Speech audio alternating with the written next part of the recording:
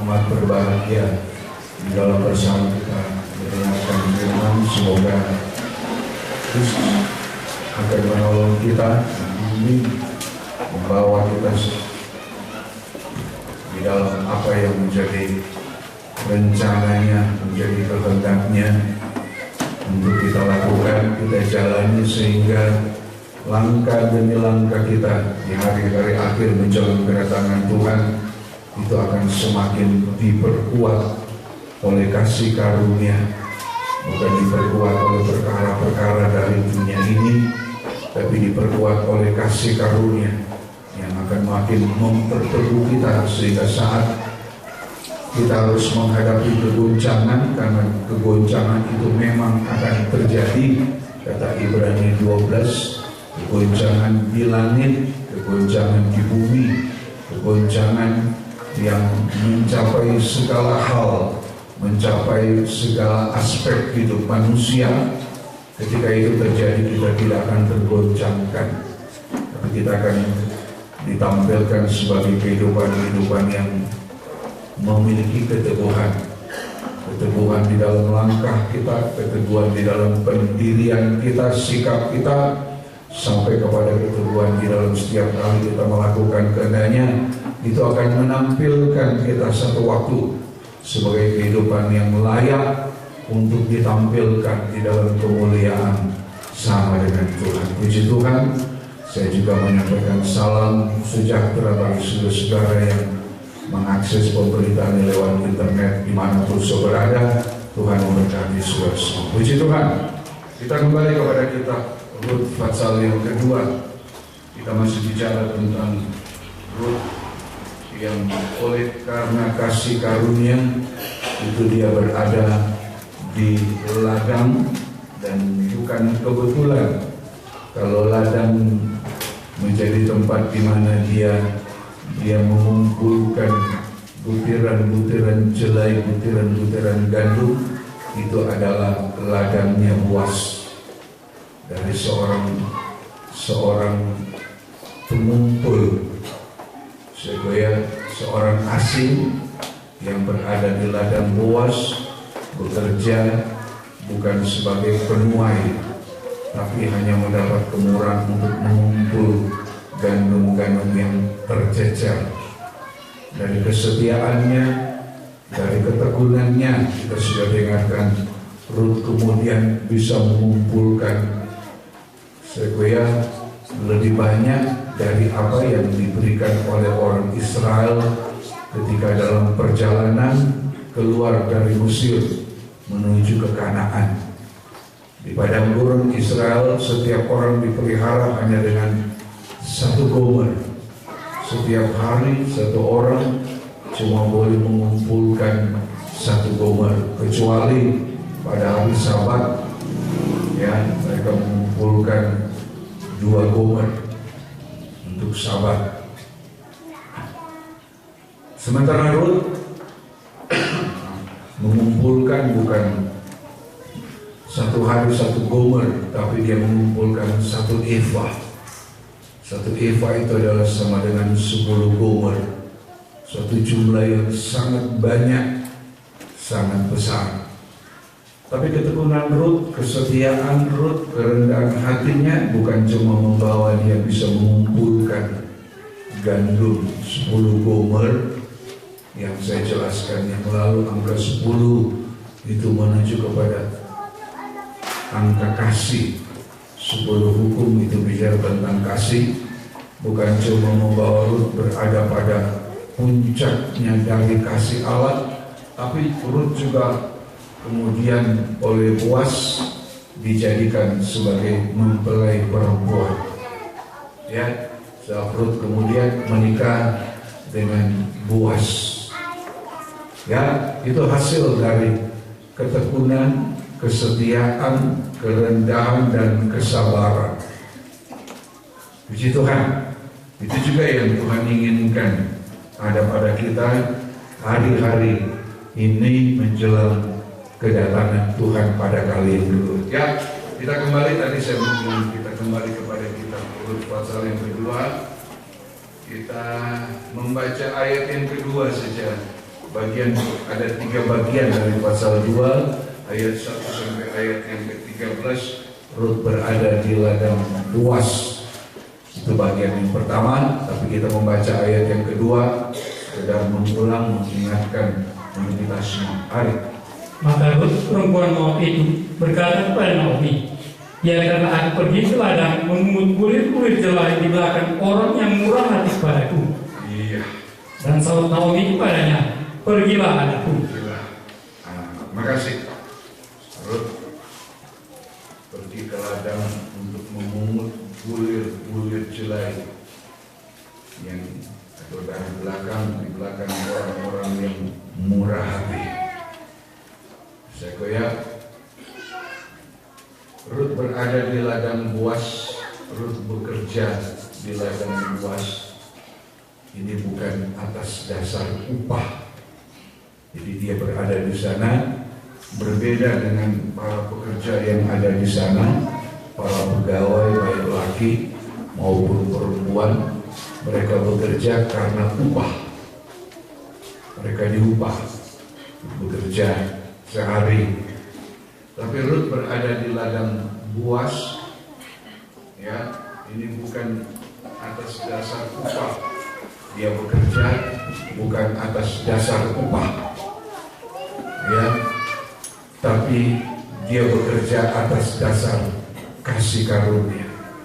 Karena kasih karunia, karena kemurahan. Itu beda, bekerja karena upah dan bekerja karena kasih karunia atau karena kemurahan. Tadi dia bilang, izinkan aku, ya, biar aku pergi ke ladang memungut bulir di belakang orang yang bermurah hati. Pada ayat yang ke-7, ayat 7. Tadi dia berkata, izinkanlah kiranya aku memungut dan mengumpulkan jelai dari antara berkas-berkas jelai ini di belakang penyakit-penyakit. Iya. Begitulah ia datang dan terus sibuk dari pagi sampai sekarang, dan seketika pun ia tidak berhenti. Ayat yang ke-10. Lalu sujudlah Rut menyembah dengan mukanya sampai ke tanah dan berkata kepadanya, mengapakah aku mendapat belas kasihan daripadamu sehingga Tuhan memperhatikan aku, padahal aku ini seorang asing. Iya. Jadi Rut bekerja di sini hanya berdasarkan kemurahan atau kasih karunia, bukan karena upah. Ya, kasih karunia itu sudah banyak kali saya jelaskan, itu artinya sesuatu yang tidak layak kita terima, tapi kita menerimanya juga. Itu yang dikatakan Rut ayat 10. Padahal aku ini cuma orang asing, tapi aku mendapat belas kasihan. Aku cuma orang asing yang tidak layak, tapi aku mendapat belas kasihan. Ini berbeda dengan orang yang bekerja karena upah. Orang bekerja karena upah itu dorongannya berbeda. Dorongannya, ya, yang menggerakkan dia itu karena upah. Ada upah yang disediakan. Jadi dia bekerja itu dorongannya itu karena upah. Sementara Rut bekerja itu hanya berdasarkan kasih karunia. Sesuatu yang tidak layak untuk diterima, tapi dia menerima. Ya, sesuatu yang tidak layak untuk diterima, dia terima. Kasih karunia itu juga adalah suatu penyediaan dari Allah kepada orang-orang yang tidak layak. Itu kasih karunia. Ya, dan itu juga saudaraku yang ingin Tuhan lihat ada pada kita, yang Tuhan ingin kita kerjakan dalam hidup kita, bekerja karena kasih karunia. Saya ya, karena sebagaimana kita diselamatkan, saya itu bukan karena usaha kita seperti Rut Efesus 2, ya, tapi semata-mata cuma karena kasih karunia. Efesus 2 ayat yang ke-8, Efesus 2 ayat yang ke-8. Sebab karena kasih karunia, karena kasih karunia kamu diselamatkan oleh iman. Iya, itu bukan hasil usahamu, Ya, tetapi pemberian Allah. tapi pemberian Allah itu kasih karunia, itu penyediaan, itu pemberian untuk sesuatu yang tidak layak kita terima, tapi kita kemudian menerima karena ada yang menyediakan, ada yang memberi, yang menyediakan, yang memberi itu adalah Allah. Kita diselamatkan karena kasih karunia. Tadi saya bilang, Tuhan ingin kita tetap hidup dalam kasih karunia ini. Tuhan ingin kita tetap hidup di dalam kasih karunia. Sebab kasih karunia inilah yang mengubah hidup kita. Satu dari kita menerima keselamatan sampai kepada kita bisa mengalami hidup yang diubahkan. Satu di dalam kemuliaan sama seperti Yesus karena penyediaan, karena kekayaan yang ada pada Kristus. 2 Korintus pasal yang ke-8, 2 Korintus pasal yang ke-8 ayat yang ke-9, ayat yang ke-9, 2 Korintus 8 ayat yang ke-9. Karena kamu telah mengenal kasih karunia Tuhan kita Yesus Kristus. Kamu telah mengenal ini. Rasul Paulus bicara kepada orang-orang yang sudah mengenal kasih karunia. Itu artinya ada orang yang tidak mengenal kasih karunia. Ya, ada orang yang tidak mengenal kasih karunia. Efesus 2 kita diselamatkan karena kasih karunia. Itu bukan usaha kita, tapi pemberian Allah. Ada orang yang tidak mengenal kasih karunia. Orang-orang yang tidak mengenal kasih karunia, dia merasa dia akan berpikir, pola pikirnya, cara berpikirnya, bahwa dia selamat karena dia, karena pekerjaannya, karena usahanya. Itu orang yang hidup di luar kasih karunia. Ya, itu orang hidup di luar kasih karunia akan berpikir bahwa segala sesuatu itu adalah karena dia, usaha dia, pekerjaan dia, susah payahnya dia. Tapi kita orang yang mengenal kasih karunia, ya, ulangi ayat 8 lebih dulu, Efesus 2 tadi. Orang yang mengenal kasih karunia tahu ini dasarnya. Efesus 2 ayat yang ke-8. Sebab karena kasih karunia kamu diselamatkan oleh iman. 8b Itu bukan hasil usahamu, tetapi pemberian Allah. Pemberian Allah. 9. Itu bukan hasil pekerjaan. Bukan hasil pekerjaan kita. Jangan ada orang yang memegahkan diri. Jangan ada orang yang memegahkan diri. Itu tuh Rasul Paulus ingatkan. Hidup dalam kasih karunia, hidup dalam pemberian Allah. Maka kita tahu bahwa itu bukan pekerjaan kita, bukan usaha kita. Sehingga tidak ada alasan bagi kita untuk memegahkan diri. Nah, 2 Korintus 8 tadi ayat 9. Orang yang sudah mengenal kasih karunia, karena kamu telah mengenal kasih karunia Tuhan kita Yesus Kristus, ya, bahwa Ia yang oleh karena kamu menjadi miskin, ya, sekalipun Ia kaya, supaya kamu menjadi kaya oleh karena kemiskinannya. ya. Ini banyak digunakan dalam penginjilan. Dan saudara, kalau kita hidup dalam kasih karunia, Yesus yang menyerahkan dirinya untuk kita, maka kita yang miskin jadi kaya. Dengan tidak salah. Tapi orang menerjemahkan ini, menginterpretasikan ini hanya sebatas kekayaan secara lahiriah. Jadi orang bersusah payah di dalam Tuhan, orang berusaha mengenal kasih karunia, orang berusaha untuk hidup dalam kasih karunia hanya untuk kekayaan secara lahiriah. Ya, hanya sebatas itu tidak salah, saudara. Tapi itu baru sebagian kecil dari kekayaan Tuhan. Kalau orang mengenal kasih karunia, dimulai dari kasih karunia yang menyelamatkan, Tuhan mau kita hidup dalam kasih karunia itu. So kasih karunia itulah yang akan membawa kita untuk hidup dalam kekayaan kekal selama-lamanya. Kekayaan di dalam kemuliaan dari kerajaan surga. Coba kita lihat Kayak Efesus pasal yang ketiga, kebaktian Kristen, ya, ayat yang ke-6. Ayat yang ke-6, Efesus pasal yang ketiga ayat yang ke-6. Yaitu bahwa orang-orang bukan Yahudi. Ya, yaitu bahwa orang-orang bukan Yahudi. Karena berita Injil. Karena berita Injil. Turut menjadi ahli waris. Iya, turut menjadi ahli waris. Dan bisa bayangkan, kita tidak punya hak waris, ya, karena Injil kasih karunia. Kita kemudian bisa menjadi seorang yang punya hak waris. Ya, ini sesuatu yang sangat besar untuk menjadi ahli waris, bukan mewarisi dunia ini. Apa artinya kita mewarisi dunia ini? Saya kalau kita hidup dalam kasih karunia, dia yang kaya jadi miskin supaya kita miskin jadi kaya hanya untuk mewarisi dunia ini. Andai kata kita bisa menjadi pewaris dari dunia ini, itu sia-sia. Kenapa? Rasul Petrus bilang,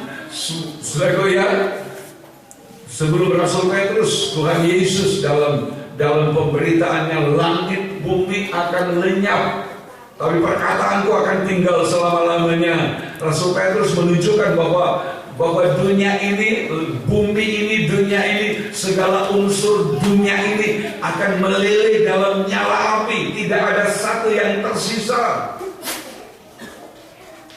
Ya, kenapa? Sebab langit bumi yang lama ini memang akan ditiadakan untuk diganti dengan langit bumi yang baru. Karena itu kalau kita bicara tentang menjadi ahli waris hanya untuk perkara di dunia ini, maka sebenarnya kita itu mengecilkan firman.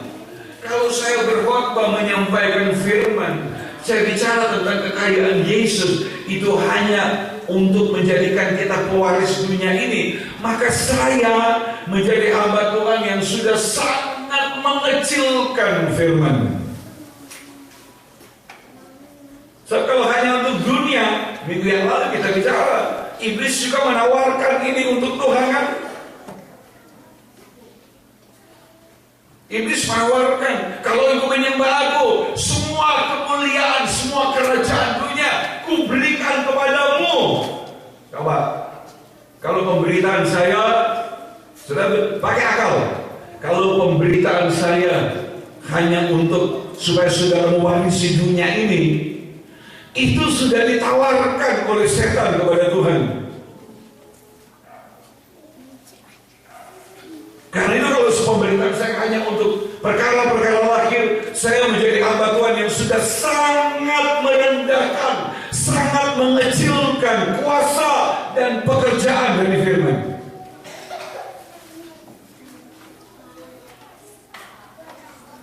Mungkin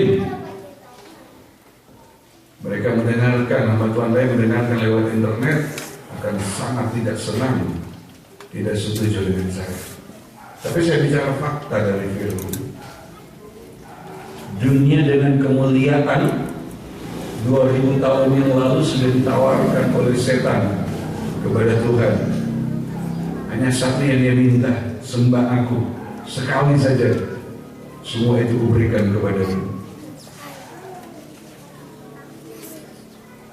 Karena itu saya bilang dalam pemberitaan, saya menyampaikan firman hanya untuk supaya saudara jadi kaya secara lahiriah, saudara bisa menguasai dunia ini, memiliki dunia. Saya sudah sangat mengecilkan firman, sudah sangat merendahkan firman. Karena kekayaan yang dijanjikan oleh Tuhan buat gereja Tuhan bukan kekayaan dunia ini.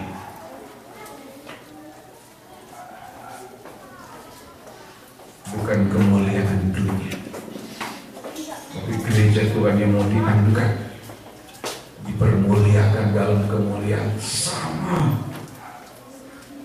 seperti Yesus.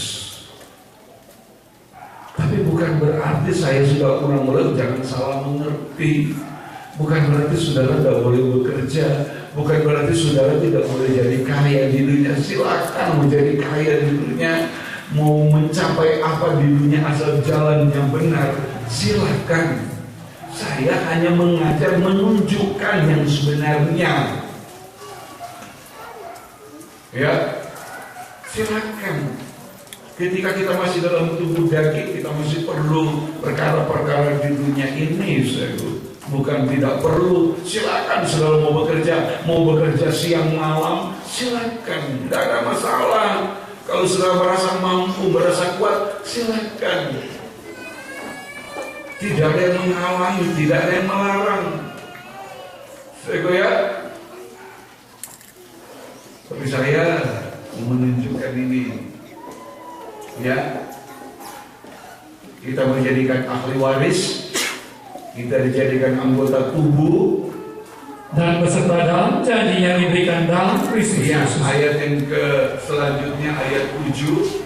Dari Injil itu, aku telah menjadi pelayan menurut pemberian kasih karunia Allah yang dianugerahkan kepadaku sesuai dengan pekerjaan kuasa-Nya. Iya. Kemudian kita ke Selatan Kolose, ya, atau bisa ayat yang ke-8, ditambah 8, ayat 8. Kepadaku yang paling hina di antara segala orang kudus. Ayat yang ke-8. Kepadaku yang paling hina di antara segala orang kudus telah dianugerahkan kasih karunia. Dianugerahkan kasih karunia untuk memberitakan kepada orang-orang Yahudi kekayaan Kristus yang tidak terduga. Saya ulangi ayat 8 ini. Kepadaku yang paling hina di antara segala orang kudus telah dianugerahkan kasih karunia.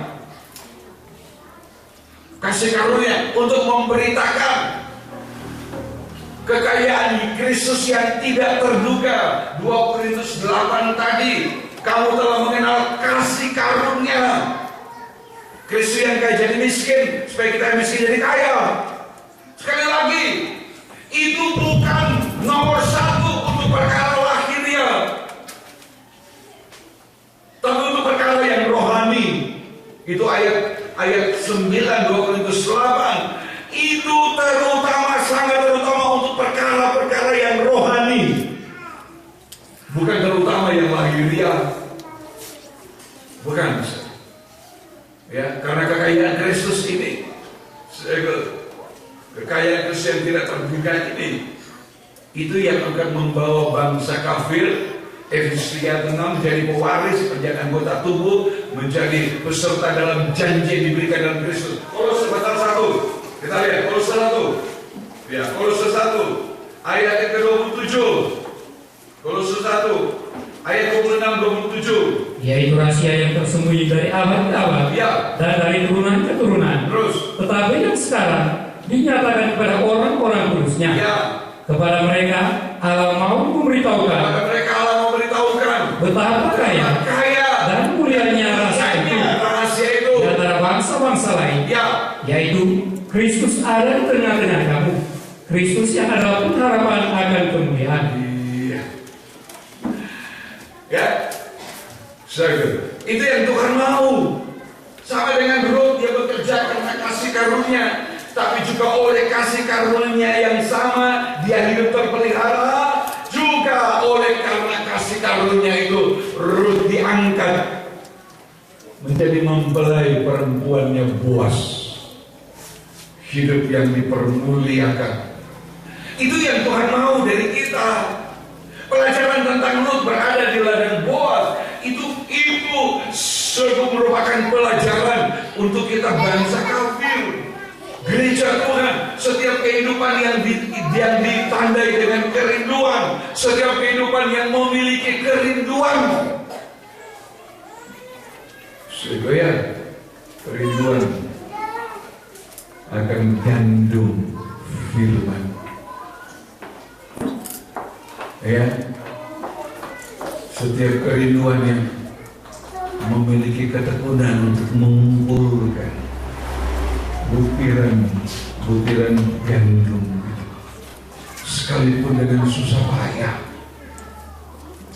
tapi dengan kesabaran, dengan ketekunan, Rut kemudian bekerja sepanjang hari.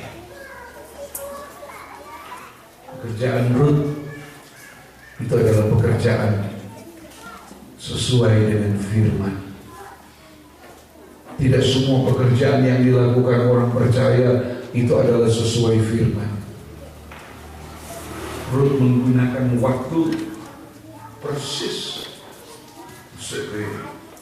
seperti yang diajarkan oleh Tuhan.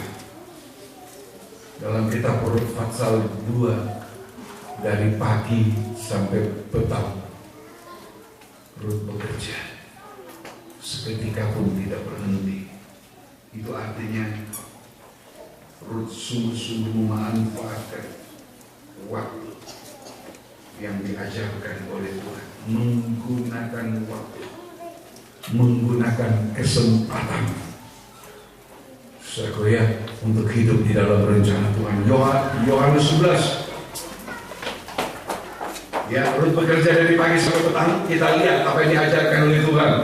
Yohanes 11 ayatnya yang ke-9. Jawab Yesus, bukankah ada 12 jam dalam satu hari? Ya. Siapa yang berjalan pada siang hari? Siapa yang berjalan pada siang hari? Kakinya tidak terantuk. Kaki tidak terantuk. Karena ia melihat terang dunia. Ya. Tetapi jika seorang berjalan pada malam hari, kakinya terantuk karena terang tidak ada dalam dirinya. Iya. Pasal yang ke-9. Pasal yang ke-9.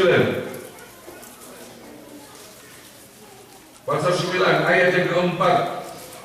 Kita harus mengerjakan pekerjaan Dia yang mengutus aku. Kita harus mengerjakan pekerjaan Dia, pekerjaan Allah yang mengutus aku. Selama masih siang. Tapi selama masih siang itu 12 jam di dalam Yohanes 11. Ya, terus akan datang malam, di mana tidak ada seorang pun yang dapat bekerja. Rut memanfaatkan waktu sesuai dengan firman. Ya, Rut tidak menjadi orang yang memboroskan waktu, berfoya-foya dengan waktu yang diberikan oleh Tuhan. Saat ada kesempatan dia harus bekerja. Dia bekerja menggunakan kesempatan dari pagi sampai petang. Dia mengumpulkan butiran dan ini yang Tuhan mau. Jauh sebelum Yesus datang ke dunia menyampaikan firman dalam Yohanes 11 dan 9. Kita lihat praktek kerjanya Rut. Itu adalah sesuai dengan firman. Dari pagi sampai petang, itu artinya Rut bekerja selagi hari masih siang. Ya, selagi hari masih siang. Artinya selagi hari masih siang, akan datang di mana seorang tidak bekerja. Selagi masih siang itu artinya selagi masih ada kemurahan, selagi masih ada kasih karunia, ada kesempatan untuk berubah, ada kesempatan bertobat, ada kesempatan meninggalkan hidup lama, memiliki hidup yang baru. Itu digunakan oleh Rut. Bukan nanti sudah ada kesempatan baru bilang, oh Tuhan, saya sebenarnya rindu. Kemarin enggak. Ketika mau putus nafas, Tuhan, kalau Engkau perpanjang hidup saya, Engkau tahu saya rindu. Kapan kamu rindu? Ketika tahu, sudah sekarang. Dan kemarin kenapa lagi aku rindu? Itu orang yang tidak tahu menggunakan waktu. Lalu kita diberi kesempatan, ayo kita punya kesempatan panjang, masih panjang. Kasih mengatakan ada 12 jam. Itu bukan waktu yang pendek untuk kita bisa mengerjakan pekerjaan Dia. Tuhan Yesus sendiri mengatakan, coba ulangi 9 ayat depan, kita harus mengerjakan pekerjaan Dia. Tuhan tidak bilang kamu harus, tidak. Dia bilang kita harus, artinya Dia dengan kita. Dia mau kita, cara kerjanya kita sama dengan Dia. Kita harus mengerjakan pekerjaan Allah. Ya, pekerjaan Allah yang mengutus aku. Selama masih siang, besok sadar bahwa kesempatannya di bumi juga tidak seterusnya.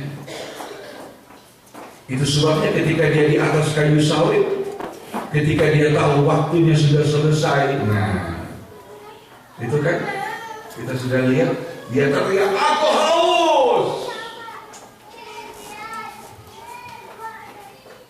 aku haus." Orang tahu anggur asam, dia meminum anggur asam yang pahit, sudah asam, pahit, sudah pahit, asam. Karena anggur asam yang dimaksud itu anggur dicampur dengan empedu. Tahu rasanya empedu, ya? Tahu. Kalau buat orang itu, kalau kopi di dapur itu, tahu itu, masak empedu. Ya. Terus minum kuahnya.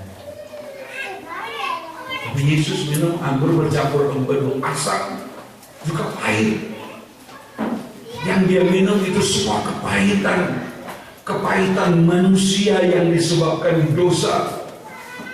Dia minum keasaman, dia mengecap keasaman itu adalah untuk menghentikan dosa. Sehingga itu yang dikerjakan oleh Yesus di kayu salib. Dia tahu waktunya sudah selesai, hampir selesai. Karena dia berseru, kalian orang kasih bunga karang yang atau hisop yang dicelupkan ke anggur asam, anggur bercampur empedu. Mungkin saya belum pernah terangkan ini atau pernah sudah lama. Itu pahitnya dosa, pahitnya hidup manusia itu karena dosa. Ya, pahitnya saya sudah jelaskan. Dia teriak aku haus, itu artinya sampai kepada hukum yang ke-10 dari Taurat ditebus. Aku haus, dikasih minum anggur bercampur empedu, pahit, asam, pahitnya pahitnya dosa, pahitnya dosa. Akibat kepahitan ini akibat dari dosa manusia. Dosa manusia ini bersumber dari keinginan. Coba kita mulut ya, ada keinginan manusia, keinginan sampai kepada dosa. Dosa itu mengakibatkan kepahitan. Coba kita lihat. Ya, kita berada di sini. Yakobus pasal 1. Nanti kita kembali kepada kita sebentar. Ya, adik. Yakobus pasal 1. Apabila seorang jatuh dalam pencobaan, 13, 14, 15. Ayo, Yakobus 1. Ayo, mari. Iya bos. Ayo, mari. Iya bos. Iya. Apabila seorang dicobai, janganlah ia berkata, pencobaan ini datang dari Allah. Sebab Allah tidak dapat dicobai oleh dia, dan ia sendiri tidak mencobai siapapun. Lihat. Tetapi tiap-tiap orang dicobai oleh keinginannya sendiri. Ini hukum ke-10, jangan ada keinginan. Yesus sebelum mati menyelesaikan pekerjaannya, dia teriak aku haus.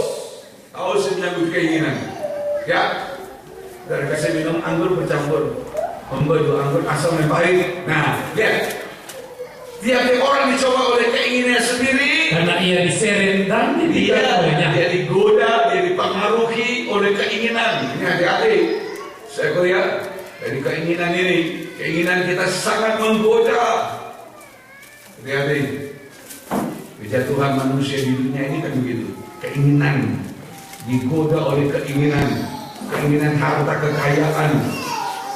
Ya, itu sangat menggoda. Godaan harta di dunia ini apalagi zaman akhir ini sangat kuat.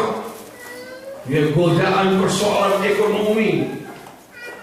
Dalam nikah begitu, juga begitu godaan karena seorang perempuan, godaan karena seorang lelaki. Nah, ini keinginan ini, hati-hati saudara.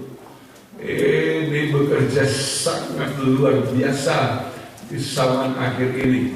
Dan ini ayat mengatakan tiap-tiap orang, artinya tidak ada satu orang yang tidak terkena cobaan. Ya. Jangan bilang, oh saya tidak. Tiap orang dicoba oleh keinginan sendiri.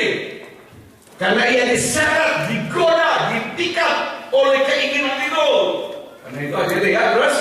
Dan apabila keinginan itu telah dibuahi, Kalau keinginan itu dibuahi, ia melahirkan jadi dosa. dosa. Dari keinginan jadi dosa. Dan apabila dosa itu sudah matang, Ya, ia dosa sudah matang, melahirkan maut. Dosa melahirkan penderitaan. Dosa melahirkan kepahitan hidup. Dosa melahirkan kesengsaraan. Dosa melahirkan rata tangis. Dosa membuat orang putus asa. Dosa membuat orang sampai bunuh diri. Dari keinginan. Ini ditebus oleh Tuhan. Di waktu yang masih tersisa, dia tahu waktunya sudah selesai. Masih ada waktu. Di waktu yang terakhir itulah Tuhan menggenapkan seluruh Taurat, tuntutan Taurat di dalam dirinya. Ini mengajar kita tahu memanfaatkan waktu. Tadi saya bilang jangan nanti sudah sekarat, rasa-rasa waduh kita ini semua mati. Bahkan mau teriak, Tuhan aku rindu, mau berubah, mau sungguh-sungguh. Iya kalau masih didengar. Iya masih kalau seruannya sungguh-sungguh dari hati. Kadang-kadang seruan itu cuma karena rasa takut. Nah, kalau saya mati masuk hukuman, ya berseru, tapi tidak dari hati, cuma di mulut. Seruannya bukan dari hati, tapi di mulut karena didorong, ditekan oleh rasa takut. Dia berseru, tapi seruannya bukan dari hati. Ya kan? Yang Tuhan cari itu dari hati. Jadi bukan asal berseru. Kalau itu keluar dari hati, mulut tidak mengucapkan, tapi seruan dari hati didengar oleh Tuhan. Tapi sekalipun mulut berseru, tapi kalau tidak dari hati itu nol. Jadi keinginan menggoda kita, menyeret, mengikat kita. Keinginan itu dituruti, lahirlah dosa. Dosa ini kemudian membawa kepada maut kalau sudah matang. Dari dosa sebelum dosa jadi matang, ya di situ timbul penderitaan, timbul sengsara, timbul kepahitan, keputusasaan sampai orang bunuh diri. Jadi hati-hati. Tapi itu untuk kita sekarang sebenarnya jauh lebih baik. Itu sudah ditebus, dikerjakan oleh Tuhan. Tuhan memberikan kita jalan. Nah, tapi Yesus bukan cuma kepahitan itu. Keasaman dosa itu ditebus. Sebab anggur bercampur empedu, anggur asam campur empedu pahit. Ya, yang pahit saya sudah terangkan. Sekarang yang asam. Karena rasanya belum pernah saya pernah jelaskan ini. Yeremia 31. Yeremia 31. Ya, Tuhan gunakan pekerjaan penebus sampai di waktu terakhir. Di detik-detik terakhir dia gunakan untuk menebus kita. Karena itu Tuhan bilang, ayo selagi hari siang mari bekerja. Akan datang malam tidak ada lagi kesempatan untuk bekerja. Yeremia 31 ayat Yeremia 31 ayat 27 mulai 27 sampai 30. Sesungguhnya waktunya akan datang, demikianlah firman Tuhan, bahwa aku akan melimpahi kaum Israel dan kaum Yehuda dengan benih manusia dan benih hewan. Maka seperti tadinya aku berjaga-jaga atas mereka untuk mencabut dan merobohkan, untuk menentukan dan membinasakan dan mencelakakan. Demikianlah juga aku akan berjaga-jaga atas mereka untuk membangun dan menanam. Demikianlah firman Tuhan. Ya, ini kemurahan Tuhan. Ya, terus 29. Pada waktu itu orang tidak akan berkata lagi, air ayam makan buah mentah, dan gigi anak-anaknya menjadi ngilu. Ya. Melainkan Ngilu karena apa? Asam. Ya, ngilu karena asam. Makan buah mentah gigi jadi ngilu karena asam. Padahal itu orang tidak akan berkata lagi ayah yang makan buah mentah dan gigi anak-anaknya menjadi ngilu. Ini bicara dosa turunan. Ya. Tapi itu nanti tidak akan ada lagi, kata Tuhan di Yeremia. Ini Yeremia 31, ini adalah permulaan atau ini nubuatan tentang timbulnya, diadakannya perjanjian baru. Ini sudah nubuatan tentang perjanjian baru. Ya. Ya terus.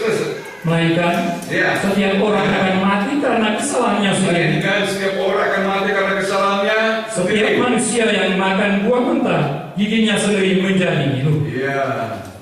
Ini artinya masing-masing harus bertanggung jawab terhadap dosanya, terhadap kesalahannya. Kalau dulu ayah yang makan buah mentah, anak-anak giginya ngilu.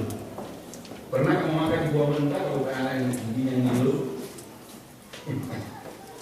Tapi itu bicara tentang dosa turunan. Ya. Ayah yang makan buah mentah, gigi anaknya ngilu. Itu dosa turunan, ada akibat. Ya. Ada akibat dari dosa. Di dalam kitab Keluaran sampai turunan yang ketiga keempat, Keluaran 20. Coba. Ya, aku membalaskan Keluaran 20. Ya, aku membalaskan. Ya. Keluaran 20 ayat 5. Keluaran 20 ayat 5. Jangan sujud menyembah kepadanya atau beribadah kepadanya, sebab aku Tuhan Allahmu adalah Allah yang cemburu, yang membalaskan kesalahan bapa kepada anak-anaknya, kepada keturunannya yang ketiga dan keempat dari orang-orang yang membenci aku. Iya, terima kasih. Itu Taurat begitu. Kesalahan bapa itu juga dibalaskan kepada anak-anak sampai turunan ketiga keempat.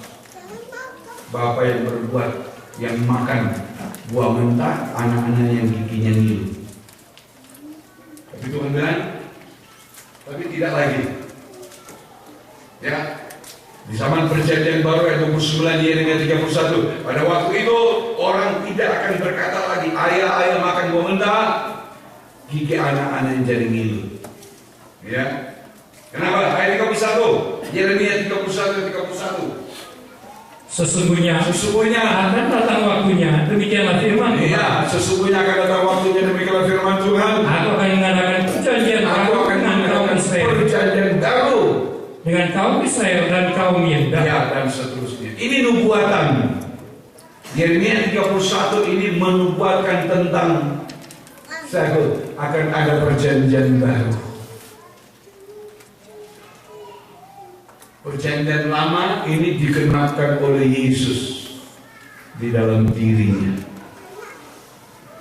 Ketika dia ketika dia minum anggur bercampur empedu, anggur asam bercampur empedu, maka dosa, keasaman dosa itu sudah diselesaikan. Ya, sudah diselesaikan. Karena itu tidak berlaku itu dosa keturunan. Tidak berlaku. Masing-masing yang akan menanggung dosanya. Tidak lagi ada dosa warisan. 1 Petrus 1. Ya, kita lihat.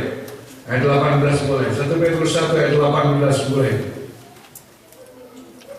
1 Petrus 1 ayat yang ke-18. Kamu tahu bahwa kamu telah ditebus dari cara hidupmu yang sia-sia, yang kamu warisi dari nenek moyangmu itu, bukan dengan barang yang fana, bukan pula dengan perak atau emas, melainkan dengan darah yang mahal, yaitu darah Kristus, yang sama seperti darah anak domba yang tidak berdosa dan tak berdosa. Jadi tidak ada dosa warisan. Dalam satu waktu kami dapat pertemuan ke satu gereja besar, hamba Tuhan sekian puluh orang di ramuan. Kemudian ketuanya ketika berbicara tentang dosa warisan, saya bilang minta maaf kalau itu seperti yang saudara katakan, berarti darah Yesus tidak berguna. Saya langsung bilang, karena ini pertemuan nama Tuhan. Kalau seperti itu yang saudara katakan, berarti darah Yesus itu tidak berguna. Yang saya tahu, Saudara Petrus bilang,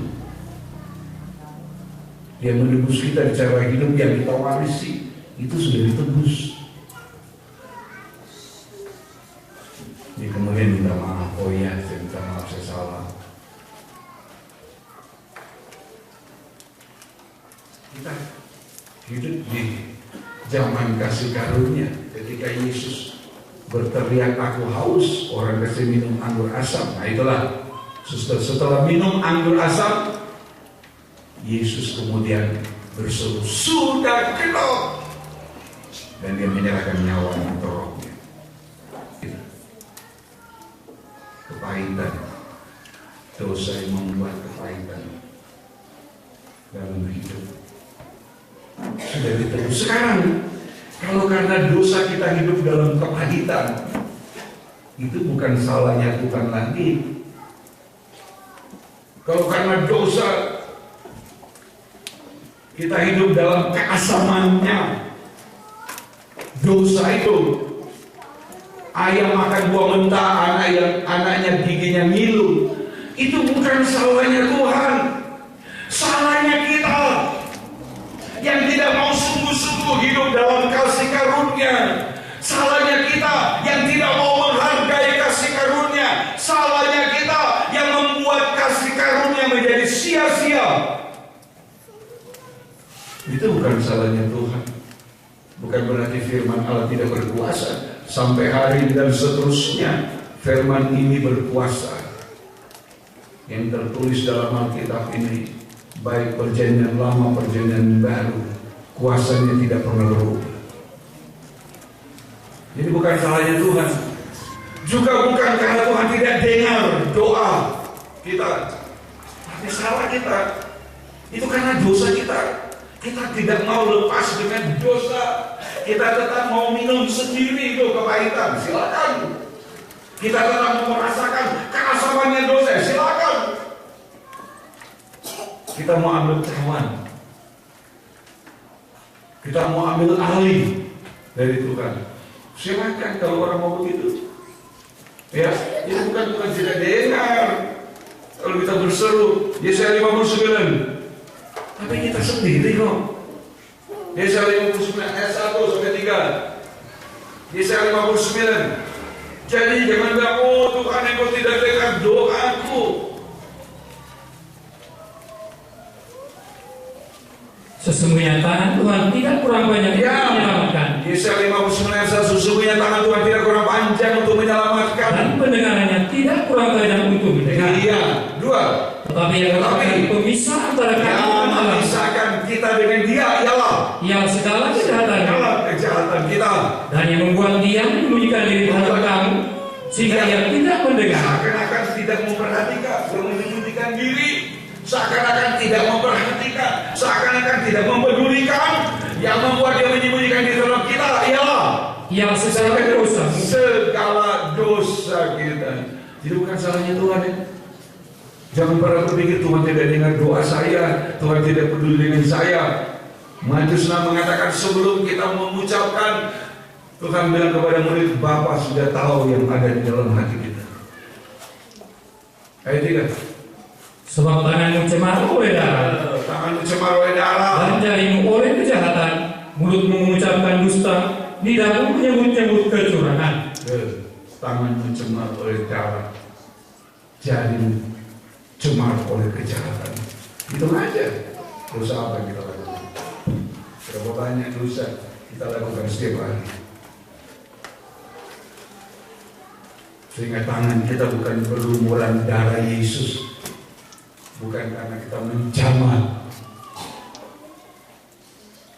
tangannya yang berdarah, lambung yang berdarah, tapi tangan cemar karena berdarah karena dosa. Ini yang membuat Tuhan tidak, orang kemudian berpikir, Tuhan tidak dengar doa saya, Tuhan tidak peduli lagi dengan saya. Siapa yang bilang? Ya, bukan Tuhan tidak peduli, saudara.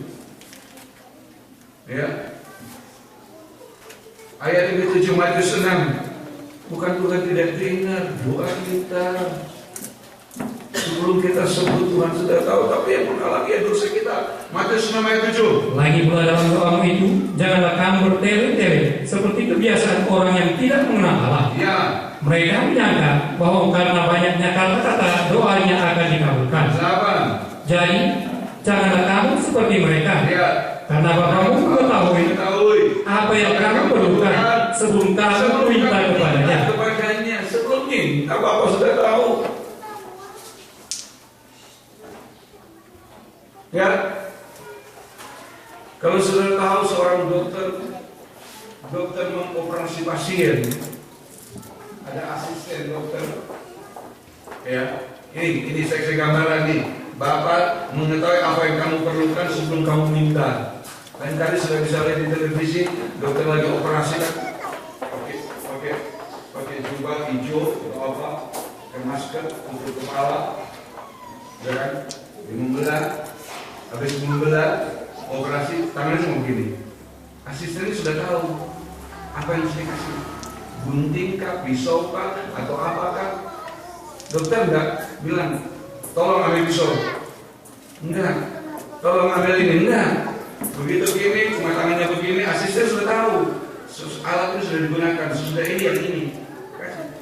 Dokter tinggal begini, dokter nggak akan lihat lagi apa ini, begitu begini dia sudah tahu itu alat itu Pak. Kalau salah itu salahnya asistennya.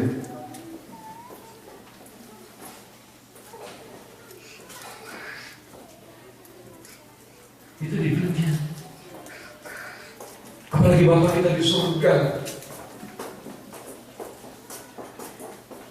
Ya.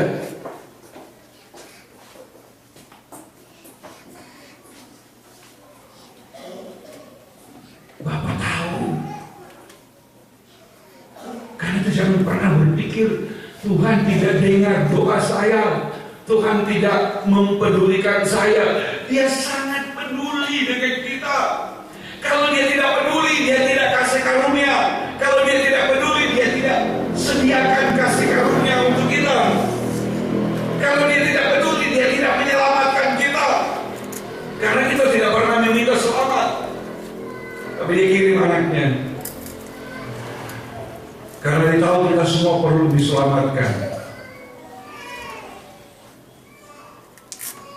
Tapi yang menghalangi kita, tadi saya bilang, bukan Tuhan tidak peduli. Yang menghalangi kita ya dosa kita sendiri. Yesaya 59, pakai itu sebagai alat ukur.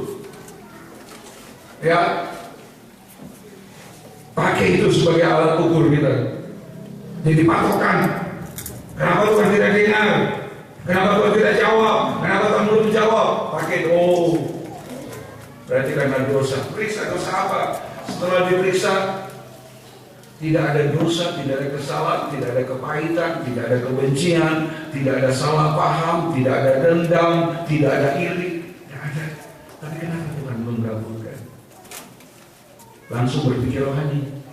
Berarti Tuhan ajar saya untuk bersabar, untuk bertekun dalam doa.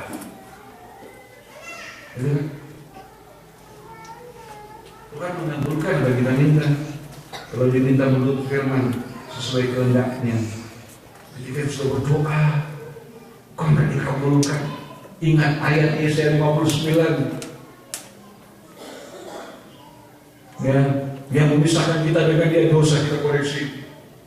Saya tidak ada salah paham, tidak ada kebencian, tidak ada kepahitan, tidak ada iri, tidak ada benci. Berarti tidak ada dosa. Kenapa Tuhan? Langsung berpikir rohani. Oh, berarti mungkin Tuhan mau saya lebih sabar lagi, lebih rendah hati, lebih bertekun. Ayo lakukan.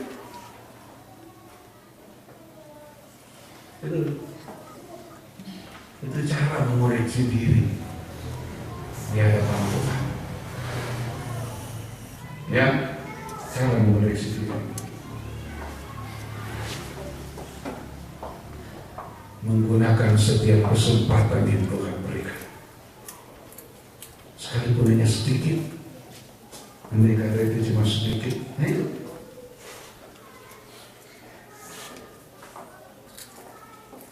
Ya, sekalipun cuma sedikit. Kalau memang yang tersedia tinggal sedikit, gunakan. Seperti Rut tidak membuang kesempatan, dia tetap gunakan. Nah, kita kembali kepada kitab Rut tadi. Ya, Rut mengumpulkan dari pagi sampai petang, itu bicara soal menggunakan waktu secara benar, secara tepat.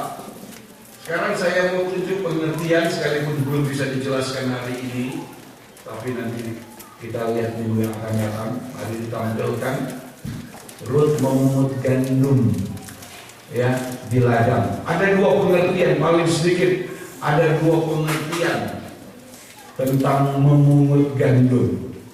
Sudah bisa lihat saja, nanti kita periksa di hari yang akan datang. Ya, ada dua pengertian tentang memungut gandum. Ada dua pengertian. Yang pertama adalah menghargai setiap perkataan firman Tuhan dengan sungguh-sungguh sampai kita bisa percaya yakin pada firman, sampai dengan itu disingkat SD. Jadi pengertian pertama dari memungut gandum yaitu menghargai setiap perkataan firman dengan sungguh-sungguh sampai dengan percaya yakin kepada firman Allah.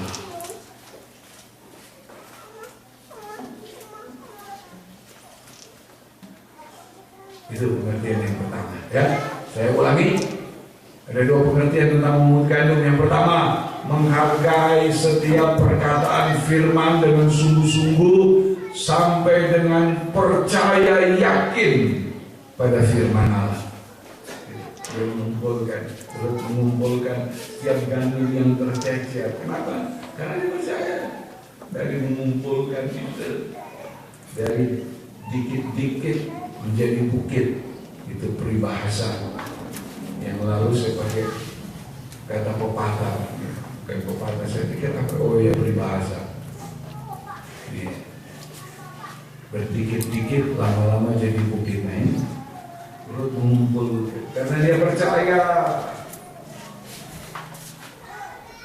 Ya, itu orang yang percaya pada firman, orang yang menghargai firman. Begini saya kira orang yang menghargai firman begini. Dan ini penghargaan ini yang membawa berkat. Ya, penghargaan ini yang membawa berkat. Penghargaan adalah firman yang membawa berkat. Berkat secara lahiriah, iya, tapi juga yang terutama secara rohani. Dalam 2 Korintus 8 ayat 9 tadi, bukan terutama yang lahiriah. Jadi kalau mencari firman, mau sungguh-sungguh pada firman, jangan pikirannya nomor satu untuk perkara lahiriah. Itu cuma bonus, ya. Tapi kita mau menghargai firman dengan sungguh-sungguh, itu pola pikir, cara pikir kita itu karena kemuliaan, untuk keselamatan. Karena kita berpikir untuk keselamatan, hidup kekal. Untuk satu waktu saya bisa diubahkan dalam kemuliaan sama dengan dia. Jangan mau sungguh-sungguh kepada firman, tapi pikirannya untuk perkara lahiriah. Walaupun itu disediakan Tuhan, tapi bukan itu yang terutama. Saya sudah jelaskan tadi. Ya, harus merubah ya pola pikir kita, cara berpikir kita. Ya, harus dirubah. Kalau dulu orang cuma mengenal, tahu Yesus, oh Tuhan, Engkau yang kaya jadi miskin, supaya saya yang miskin jadi kaya. Kemudian anak Tuhan ini orang kecil lihat, oh dia ternyata kaya-kaya. Sehingga dia mulai putus asa. Dulu kita bersungguh-sungguh, kita berharga banyak. Setelah sesungguh-sungguh berkurang. Dia mulai, ada betul firman ini. Ayatnya bilang, kita sembahyang Tuhan, saya percaya sebagaimana firman-Mu mengatakan, Yesus yang kaya jadi miskin, supaya saya miskin jadi kaya. Kongki apa? Kita nyata kaya-kaya. Bukan lagi nyata kaya-kaya. Kongki apa? Kita cuma orang jakayatan. Nah, jadi begitu. Malas. Ya. Makanya merubah yang pola pikir, menghargai setiap perkataan firman yang sungguh-sungguh sampai kepada percaya yakin, untuk kemudian taat dengan itu adalah lihat kepada perkara yang kekal, lihat kepada tujuan yang kekal, lihat kepada keselamatan, kepada keubahan hidup sama dengan Dia dalam kemuliaan. Jangan yang lain, nanti kecewa. Dan kalau kita berpikir saya mau sungguh-sungguh dan berubah supaya bisa masuk surga, supaya dipermuliakan, nah itu jadi pengharapan. Kenapa? Karena itu belum terjadi, masih akan datang. Dan kita bertekun, terus bertekun sampai itu digenapkan. Kata Rasul Paulus, kami tidak melihat, memperhatikan apa yang kelihatan. Kami yang kelihatan sementara, tapi kami memperhatikan yang tidak kelihatan. Karena yang tidak kelihatan itu kekal. Ya, nanti kita periksa ini. Yang kedua, arti yang kedua dari memungut gandum. Yang kedua, mengumpulkan gandum yang tercecer. Jadi Rut di ladang itu dia mengumpulkan gandum yang tercecer. Pengertian yang kedua dari mengumpulkan gandum. Yang kedua, kalau tadi menghargai setiap perkataan firman, yang kedua mengumpulkan gandum yang tercecer. Mengumpulkan gandum yang tercecer paling sedikit ada dua arti. Yang pertama atau A, gandum yang tercecer. A artinya kehidupan yang jatuh atau hancur karena dosa. Itu gandum yang tercecer.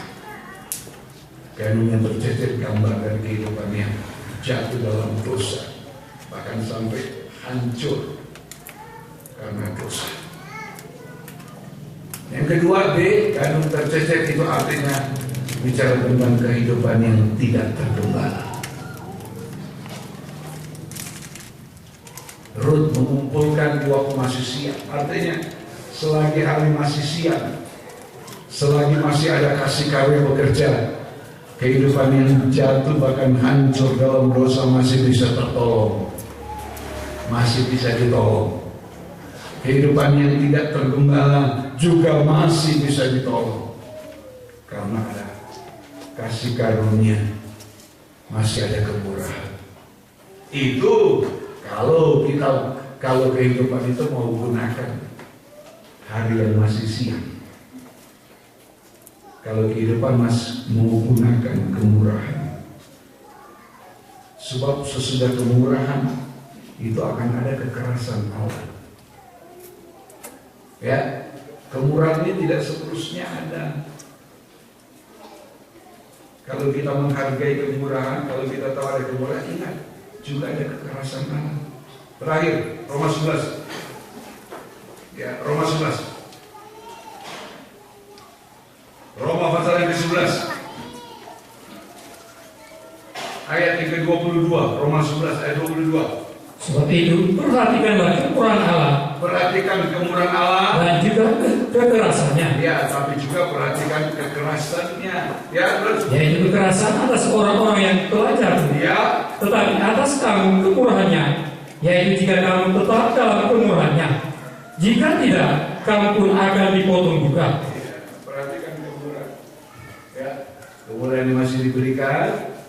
Dikasih kasih, perhatikan supaya kita bisa tetap dalam kemurahan. Tapi jika tidak, kemurahan itu akan berubah menjadi kekerasan. Kekerasan, sikap yang tegas dari Allah. Sikap yang tegas itu adalah orang yang tidak menghargai kemurahan itu, dia akan menjadi seperti cabang yang dipotong, yang dikerat. Ya, karena itu perhatikan kemurahan Allah, tapi juga ingat kekerasannya, yaitu kekerasan atas orang-orang telah jatuh, yang tidak mau berubah, tidak mau menggunakan kesempatan untuk ditolong, untuk diangkat, untuk dipulihkan, karena tetap dengan keras hati. Kekerasan hati kita tidak menolong kita sih. Kekerasan hati, kebenaran diri kita tidak pernah bisa menolong. Kitab Amsal mengatakan kekerasan hati menyebabkan kita jatuh ke dalam malapetaka demi malapetaka, cobaan demi cobaan. Itu tidak menolong gitu. Yang bisa menolong kita kalau kita menghargai kemurahan. Sekalipun keadaan kita seperti orang yang jatuh, keadaan kita seperti orang tidak tergembala, keadaan kita seperti orang gagal, tapi kita menggunakan kemurahan, mau hidup dalam kemurahan, Tuhan akan merubah hidup itu. Tuhan akan memulihkan, Tuhan akan mengangkat, Tuhan akan mengeluarkan hidup itu dari cobaan, melepaskan dari lilitan belenggu masalah. Kalau orang mau hidup dalam kemurahan, Tuhan memberkati kita semua. Kita akan bisa diadakan. Haleluya, haleluya, haleluya.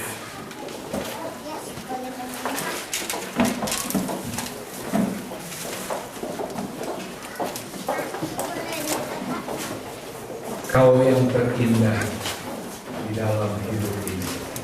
Satu mau.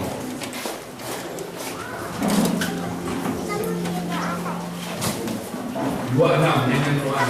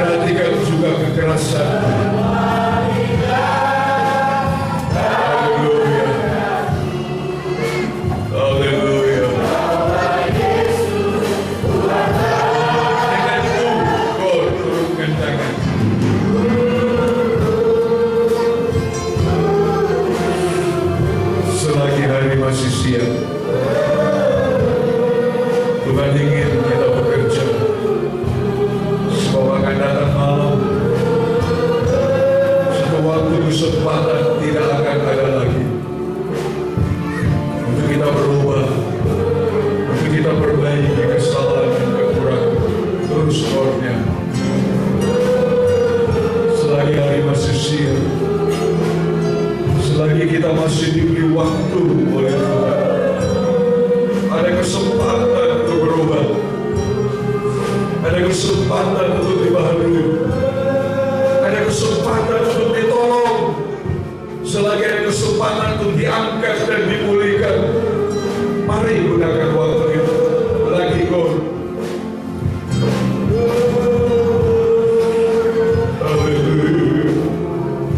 Tidak selama-lamanya kemurahan itu ada. Tidak selama-lamanya hari siang itu ada. Akan datang malam. Sebagaimana juga kemurahan. Satu waktu yang ada hanya kekerasan. Ku sembah dengan perkataan. Ku sembah.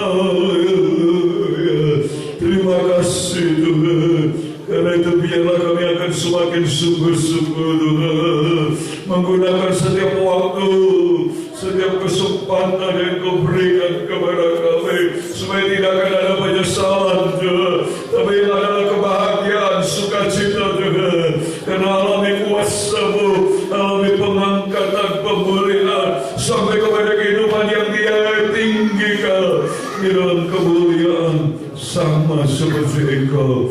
Terima kasih kasih Tuhan, tetapkan firman-Mu di dalam kami semua. Lewat Roh Kudus Engkau mengajarkan lebih jauh, memberi pengertian pengenalan lebih jauh di dalam kami, sehingga kami semakin percaya, yakin kepada firman, untuk kemudian taat dan dengar-dengaran kepada kehendak-Mu. Akan semakin kami bertumbuh dalam segala hal karena Engkau yang adalah kepala. Terima kasih Tuhan Yesus untuk semua kebaikan, kemurahan-Mu. Tetapkan firman dalam kami, tolong kami di dalam melakukannya, dan berkati lanjutan pemberitaan firman-Mu, berkati pekerjaan-pekerjaan-Mu yang masih Tuhan percayakan untuk kami kerjakan di hari-hari ini, bahkan di akhir tahun ini. Tuhan akan menolong kami semua. Beri kami kemurahan-Mu Tuhan, untuk kami dapat mengerjakan semua dengan baik dan benar bagi kemuliaan nama Tuhan sendiri. Tuhan yang memberkati semua kelelahan-kelelahan, semua persembahan dan semua pengorbanan. Tuhan yang memberkati, Tuhan, apa yang direncanakan untuk dijalani, Tuhan, baik dalam melanjutkan pekerjaan umum gereja, dalam rencana mengadakan kebaktian Natal persekutuan di akhir tahun.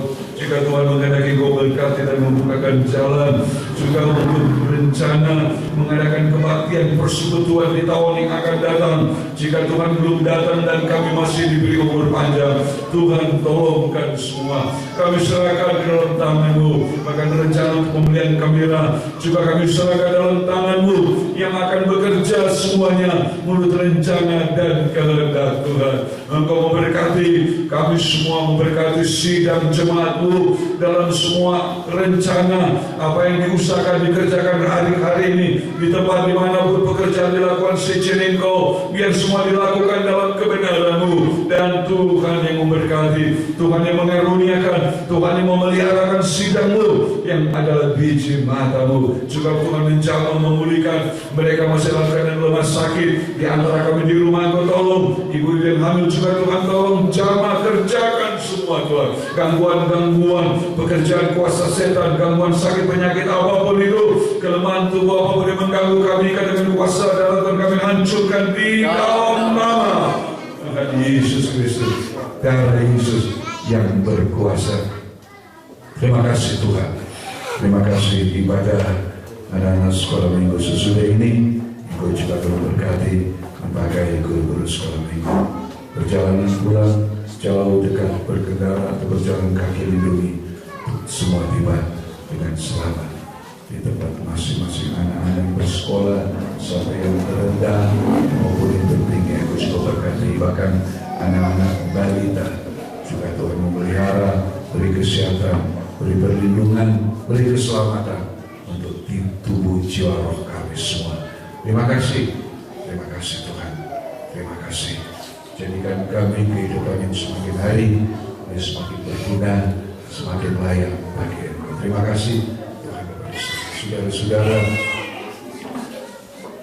yang dikasih oleh Tuhan, pulanglah dengan sejahtera dan terimalah semua berkat kasih karunia dan rahmat damai sejahtera di dalam nama Allah Bapa, Allah Anak dan Allah Roh Kudus, di dalam nama Tuhan Yesus Kristus. Menolong, menyertai, melindungi, memelihara, menyelamatkan kehidupan kita semua sekarang dan sampai selama-lamanya. Dalam nama Tuhan Yesus Kristus. Haleluya. Amin.